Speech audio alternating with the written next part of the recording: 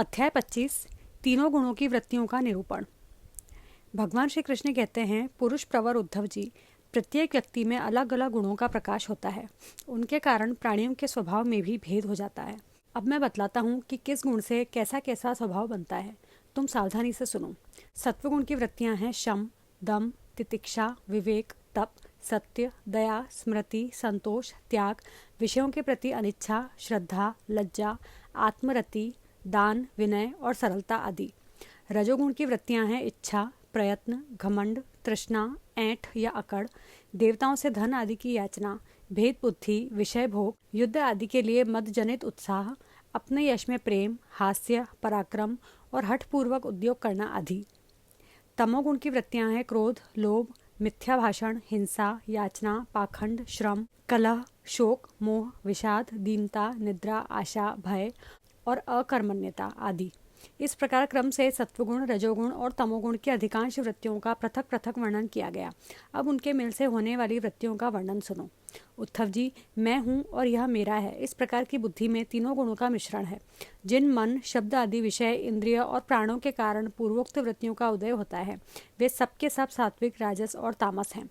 जब मनुष्य धर्म, अर्थ और काम में संलग्न रहता है, तब उसे सत्वगुण से श्रद्धा, रजोगुण से रति और तमोगुण से धन की प्राप्ति होती है। यह भी गुणों का मिश्रण ही है। जिस समय मनुष्य सकाम कर्म, गृहस्थ आश्रम और स्वधर्माचरण में अधिक प्रीति रखता है, उस समय भी उसमें तीनों गुणों का मेल ही समझना चाहिए। मानसिक शांति और जितेंद्रियता आदि गुणों से सत्वगुणी पुरुष की, कामना आदि से रजोगुणी पुरुष की और क्रोध, हिंसा आदि से तमोगुण पुरुष की पहचान करे। पुरुष हो चाहे स्त्री, जब वह निष्काम होकर अपने नित्य नैमित्तिक कर्मों द्वारा मेरी आराधना करे, तब उसे सत्वगुणी जानना चाहिए।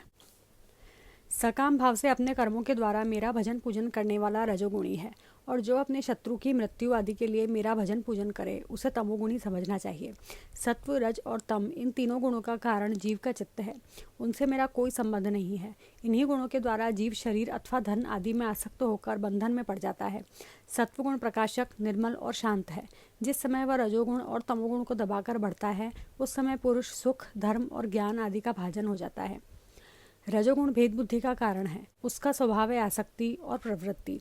जिस समय तमोगुण और सत्वगुण को दबाकर रजोगुण बढ़ता है, उस समय मनुष्य दुख, कर्म, यश और लक्ष्मी से संपन्न होता है। तमोगुण का स्वरूप है अज्ञान। उसका स्वभाव है आलस्य और बुद्धि की मूढ़ता। जब वह बढ़कर सत्वगुण और रजोगुण को दबा लेता है, तब प्राणी तरह तरह की आशाएं करता है, शोक मोह में पड़ जाता है, हिंसा करने लगता है अथवा निद्रा आलस्य के वशीभूत होकर पड़ा रहता है। जब चित्त प्रसन्न हो, इंद्रियां शांत हों, देह निर्भय हो और मन में आसक्ति न हो, तब सत्वगुण की वृद्धि समझनी चाहिए। सत्वगुण मेरी प्राप्ति का साधन है। जब काम करते करते जीव की बुद्धि चंचल, ज्ञानेंद्रियां असंतुष्ट, कर्मेंद्रियां विकार युक्त, मन भ्रांत और शरीर अस्वस्थ हो जाए, तब समझना चाहिए कि रजोगुण जोर पकड़ रहा है। जब चित्त ज्ञानेंद्रियों के द्वारा शब्द आदि विषयों को ठीक ठीक समझने में असमर्थ हो जाए और खिन्न होकर लीन होने लगे, मन सूना सा हो जाए तथा अज्ञान और विषाद की वृद्धि हो, तब समझना चाहिए कि तमोगुण वृद्धि पर है। उद्धव जी, सत्वगुण के बढ़ने पर देवताओं का, रजोगुण के बढ़ने पर असुरों का और तमोगुण के बढ़ने पर राक्षसों का बल बढ़ जाता है। वृत्तियों में भी क्रमशः सत्व आदि गुणों की अधिकता होने पर देवत्व, असुरत्व और राक्षसत्व प्रधान निवृत्ति, प्रवृत्ति अथवा मोह की प्रधानता हो जाती है। सत्वगुण से जागृत अवस्था, रजोगुण से स्वप्नावस्था और तमोगुण से सुषुप्ति अवस्था होती है। तुरीय इन तीनों में एक सा व्याप्त रहता है। वही शुद्ध और एकरस आत्मा है।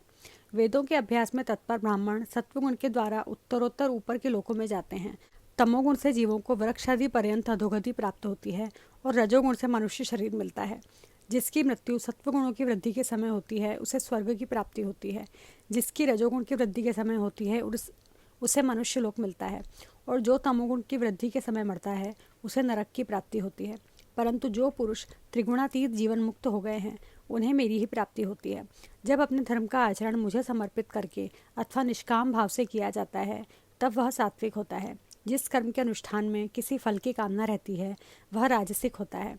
और जिस कर्म में किसी को सताने अथवा दिखाने आदि का भाव रहता है, वह तामसिक होता है।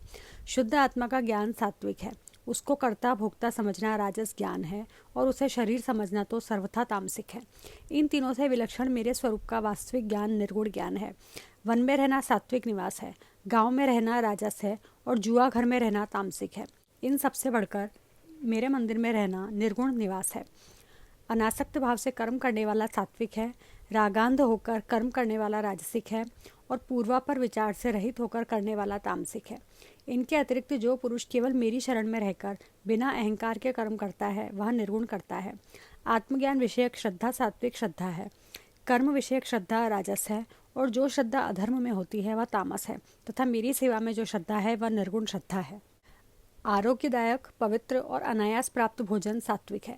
रसनेन्द्रिय को रुचिकर और स्वाद की दृष्टि से युक्त आहार राजस है तथा दुखदायी और अपवित्र आहार तामस है। अंतर्मुक्ता से आत्मचिंतन से प्राप्त होने वाला सुख सात्विक है।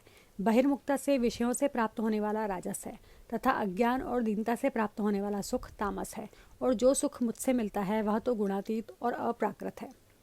उद्धव जी, द्रव्य, देश, फल, काल, ज्ञान, कर्म, कर्ता, श्रद्धा, अवस्था, देव, मनुष्य, तिर्यक आदि, शरीर और निष्ठा सभी त्रिगुणात्मक हैं। नररत्न, पुरुष और प्रकृति के आश्रित जितने भी भाव हैं सभी गुणमय हैं।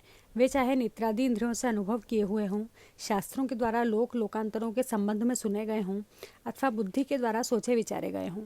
जीव को जितनी भी योनियां अथवा गतियां प्राप्त होती हैं वे सब उनके गुणों और कर्मों के अनुसार ही होती हैं। हे सौम्य, सबके सब गुण चित्त से ही संबंध रखते हैं, इसलिए जीव उन्हें अनायास ही जीत सकता है। जो जीव उन पर विजय प्राप्त कर लेता है वह भक्ति योग के द्वारा मुझ में ही परिनिष्ठित हो जाता है और अंततः मेरा वास्तविक स्वरूप, जिसे मोक्ष भी कहते हैं, प्राप्त कर लेता है। यह मनुष्य शरीर बहुत ही दुर्लभ है।